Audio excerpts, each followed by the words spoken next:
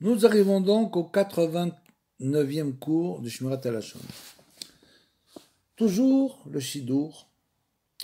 Une personne qui apprend qu'un Shidour est en train de se faire et possède une information péjorative sur l'un des intéressés a parfois le devoir de fournir ce renseignement sans attendre qu'on lui demande. C'est-à-dire que bien sûr il sait que le Shidour est en cours et il y avait une chose cachée, un défaut caché que lui connaît, donc il doit absolument le dévoiler. Le commandement ne soit pas indifférent au danger de ton prochain, Vaïkra 19:16, nous demande de parler de notre propre initiative si nous savons qu'un des intéressés souffre d'un grave défaut physique, par exemple psychique ou moral, qui est objectivement susceptible de gâcher le mariage et de gâcher la vie du conjoint, et qu'on a caché ce problème à l'autre partie. Là aussi, les conditions nécessaires pour dire des choses péjoratives dans un but constructif sont exigées, comme on l'a expliqué auparavant. Premièrement, l'information doit être de première main, c'est-à-dire que lui-même sait que cette personne véritablement a un problème. Sinon, il faut le préciser clairement et dire qu'on ne l'a pas vérifié, qu'on a entendu dire par un ami, une amie de cette personne, que cette personne a des problèmes, etc., etc. Donc, il faut le spécifier.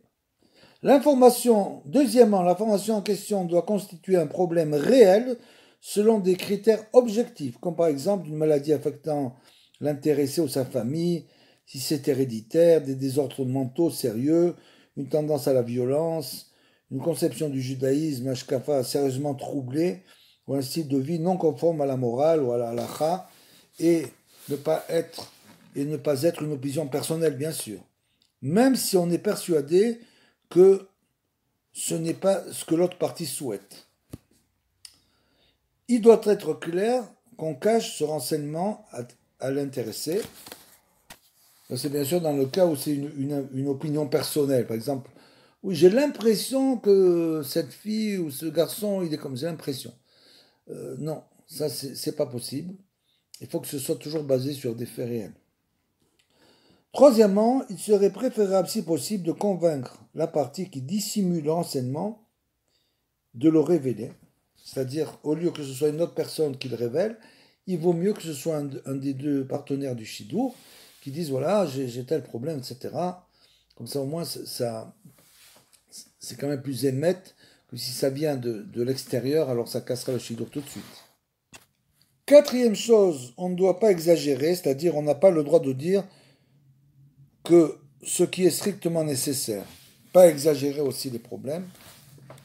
Et la cinquième chose, on doit avoir l'intention d'empêcher un préjudice possible et non de dénigrer le parti suggéré.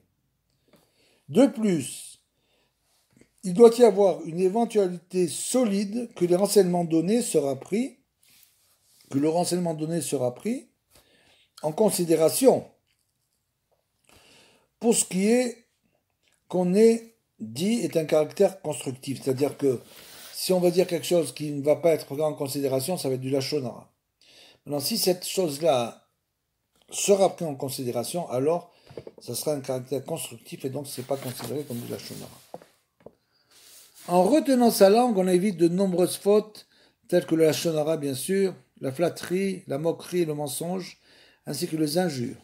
En revanche, le silence fait gagner d'inestimables bénéfices.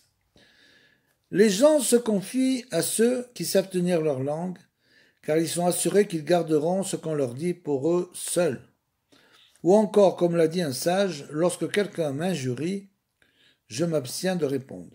En lui répondant sur le même ton, je m'attirerai des insultes pires que les premières.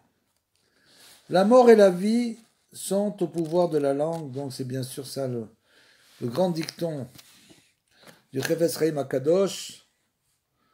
La mort et la vie sont au pouvoir de la langue, comme l'a dit Michelet, Shlomo Meller, 18-21. La langue peut causer plus de dégâts que l'épée. L'épée ne peut tuer que lorsqu'elle touche la victime, mais la langue peut causer sans sa perte à distance. C'est pourquoi Dieu nous a donné 2 yeux et 2 narines, et 2 oreilles aussi, bien sûr, mais nous a donné qu'une bouche. pour nous montrer qu'il faut limiter nos paroles.